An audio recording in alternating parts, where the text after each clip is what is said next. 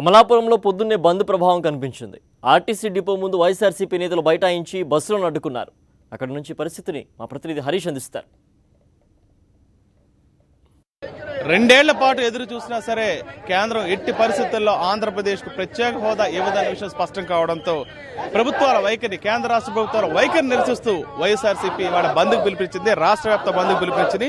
దానిలో భాగంగా తూర్పుగోదావరి జిల్లా అమలాపురంలో పెద్ద ఎత్తున నాయకులంతా వైఎస్ఆర్సీపీ బంద్కు దిగారు.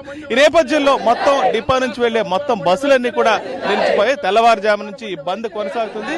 ఈ నేపథ్యంలో అసలు ప్రత్యేక హోదా అనేది ఆంధ్రప్రదేశ్కి వస్తే ఏ రకమైన ఉపయోగం ఉంటుంది? ఈరోజు ఆంధ్రప్రదేశ్ భవిష్యత్తు కానీ, యువకుల భవిష్యత్తు కానీ, నిరుద్యోగుల భవిష్యత్తు కానీ, రాష్ట్ర రెవెన్యూ లోటుకు సంబంధించి కానీ ప్రతి అంశం కూడా ఈ ప్రత్యేక హోదాతోనే ముడిపడి ఉంది. ప్రత్యేక హోదా ఆంధ్రప్రదేశ్ రాష్ట్రానికి సంజీవమైనటువంటిది, దాంట్లో ఏ విధమైన సందేహం లేదు. కానీ దురదృష్టం ఏంటంటే అధికారంలో రాష్ట్ర ప్రభుత్వం కానీ, కేంద్ర ప్రభుత్వం కానీ ప్రత్యేక హోదాపై మాట మార్చి రోజుకో విధంగా మాట్లాడుతూ ఆఖరికి ప్రత్యేక హోదా ఇచ్చే ప్రసక్తి లేదని తేల్చినప్పుడు ఆంధ్ర రాష్ట్ర ప్రభుత్వం యొక్క నిర్లక్ష్య వైఖరిని కానీ, వారి యొక్క ప్యాకేజీ కోసం వారు తంటాలు పడిన విధానాన్ని కానీ ఈవేళ స్పష్టంగా ఆంధ్ర రాష్ట్ర ప్రజలందరూ కూడా గమనించారు. ఈవేళ ఉదయమే వేలాది మంది ఈ రోజు రోడ్డు మీదకి వచ్చి ఈవేళ నిరసన తెలుపుతున్నారంటే దానికి ప్రధాన కారణం రాష్ట్ర కేంద్ర ప్రభుత్వాల యొక్క నిర్లక్ష్య వైఖరి, చంద్రబాబు నాయుడు గారి యొక్క మొండి వైఖరి. అరుణ్ జైట్లీ ఏం మాట్లాడారు చూసారు? కనీసం ప్యాకేజ్ కూడా కాదు, అసలు ప్యాకేజ్ అనే ప్రసక్తి లేదు, హోదా ఆ ప్రసక్తి కూడా తీసుకురాదు, కేవలం ఆర్థిక సహాయం మాత్రమే. దాన్ని ఎలా చూడొచ్చు? ముఖ్యంగా ఆంధ్ర రాష్ట్రానికి ప్రత్యేక హోదా రావడం వల్ల ప్రజలకు ఎంతో మేలు జరుగుతుంది. ముఖ్యంగా నిరుద్యోగులకు, అలాగే ఫ్యాక్టరీస్ ఇవన్నీ రావటం వల్ల మన అందరికీ కూడా ఎంతో ఉపయోగకరంగా ఉంటుంది.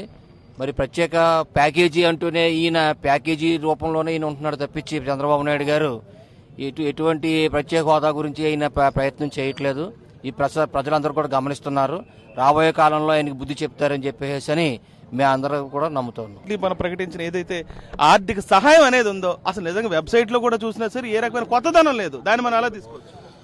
కేవలం ఈ రాష్ట్రంలో దిగజారుడు ముఖ్యమంత్రి చంద్రబాబు నాయుడు ముఖ్యమంత్రిగా ఉన్నాడు కాబట్టి ఈవేళ కేంద్రం ఆడిందే ఆట పాడిందే పాట అన్నట్లుగా ఉంది. చంద్రబాబు నాయుడు ఈ ఆంధ్ర రాష్ట్ర ప్రయోజనాల కంటే కూడా ఆయన యొక్క క్వార్టరీ బాగుపడటానికి లక్షల కోట్లు ప్యాకేజ్ అడుగుతున్నారు తప్ప ఈ ఆంధ్ర రాష్ట్ర ప్రజలు, మరి కుటుంబాలు, ఈ ముఖ్యంగా విద్యార్థులు బాగుపడేటువంటి ఉద్యోగాలు వచ్చాయని కూడా మరి యొక్క వైఖరి వహించకుండా కేవలం ఆయన క్వార్టరీ బాగుపడటానికి ప్యాకేజీ రూపంలో చంద్రబాబు నాయుడు యొక్క మరి దిగజారుడు రాజకీయాల వల్లే ఈవేళ ప్రత్యేక మరి హోదా అంశం పక్కన పడింది. మరి ఇప్పటికీ ఈ హోదా అంశం బతికుందంటే కేవలం మా నాయకుడు జగన్మోహన్ రెడ్డి గారు ఈ యొక్క హోదా ఉద్యమాన్ని ఢిల్లీ నుంచి గల్లీ వరకు చేపట్టిన పోరాటాల వల్లే ఇంకా ఈ హోదా అంశం బతుకుందని చెప్పి సందర్భంగా మనం చేస్తున్నాం. మీరు చెప్పండి. ఇప్పుడు అమలాపురంలో చూస్తున్నాము, తెల్లవారుజామునే ఇక్కడ మొత్తం రావటం, బంద్ చేయడం జరుగుతుంది. ఇంకా ఏ రకమైన ఈ ఆందోళన కార్యక్రమాలు కొనసాగే అవకాశం ఉంది? ముఖ్యంగా ఉద్యమం ఏ రూపంలో వచ్చే అవకాశం? ఎందుకంటే ప్రత్యేక హోదా ఎవరు అనే విషయం స్పష్టమైన తర్వాత ఈ ఉద్యమం ప్రారంభించడం జరిగింది. ఏ రకంగా సమైక్యాంధ్ర ఉద్యమ స్ఫూర్తితో ఈ ప్రత్యేక హోదా ఉద్యమం గత 2 సంవత్సరాలుగా జరుగుతుంది. అప్పటి నుంచి కూడా వైఎస్ఆర్సీపీ పార్టీ, వామపక్షాల పార్టీలు ఈ ప్రత్యేక హోదాలో ఉద్యమంలో పాల్గొనడం అనేది జరిగింది. అయితే చిత్తశుద్ధితో పోరాడుతున్న పార్టీ ఏంటంటే వైఎస్ఆర్సీపీ పార్టీ. మరి ఈ రోజు జగన్మోహన్ రెడ్డి గారు బంద్కు పిలిపించారు. ఈ బంద్లో వేలాది మంది జనం స్వచ్ఛందంగా పాల్గొనడం అన్నది గమనించవలసిన విషయం. ఇప్పటికైనా సీమాంధ్ర ప్రజల మనోభావాల్ని కేంద్ర రాష్ట్ర ప్రభుత్వాలు గుర్తించాలి. చిత్తశుద్ధితో ప్రత్యేక హోదా గురించి వాళ్ళు ప్రయత్నించాలని ఈ సందర్భంగా కోరుచున్నాం. మొన్న అరుణ్ జైట్లీ గారు మరి ప్రెస్ మీట్ పెట్టారు. ఉదయం నుంచి కూడా యావత్ సీమాంధ్ర ప్రజానికంతా కూడా గంపడి ఆశలు పెట్టుకున్న తరుణంలో ఉసూరు అనిపించారు. ప్రత్యేక హోదా కాదు కదా, ప్రత్యేక ప్యాకేజీ కాదు కదా, ఏదో ముష్టి కింద మరి వాళ్ళు ఏదో ఆర్థిక వనరులు ఇస్తామనేసి వాళ్ళ ప్రకటించడం అన్నది సీమాంధ్ర వాసుల్ని ఆత్మాభిమానం దెబ్బతిన్నట్టు చేసింది. ఇప్పుడు మొత్తం పరిస్థితి అంతా మనకు తెలుసు. ప్రత్యేక హోదా ఇవ్వమని కేంద్ర ప్రభుత్వం స్పష్టం చేసింది. ఈ నేపథ్యంలో ఇవాళ వైఎస్ఆర్సీపీ బంద్ ప్రారంభించింది. ఇంకా ఎలా కొనసాగే అవకాశం ఉంది? ఉద్యమం ఏ రకం ముందుకెళ్లే అవకాశం ఉంది?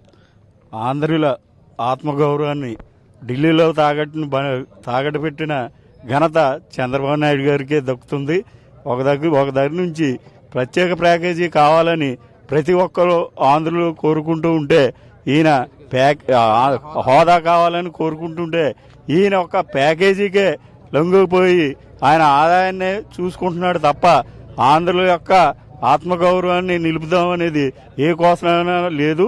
దీనిలో ఈ ఉద్యమాన్ని వైఎస్ఆర్ కాంగ్రెస్ పార్టీ జగన్ గారి పిలుపు మేరకు ఎంత దూరమైనా మేము ఉద్యమానికి వెళ్తామని చెప్పి తెలియజేస్తాం.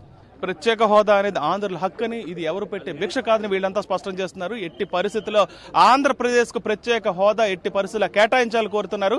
అది జరిగే వరకు ఈ ఉద్యమం కొనసాగుతుందనే విషయం స్పష్టం చేస్తున్నారు. అమలాపురం నుంచి వీడియో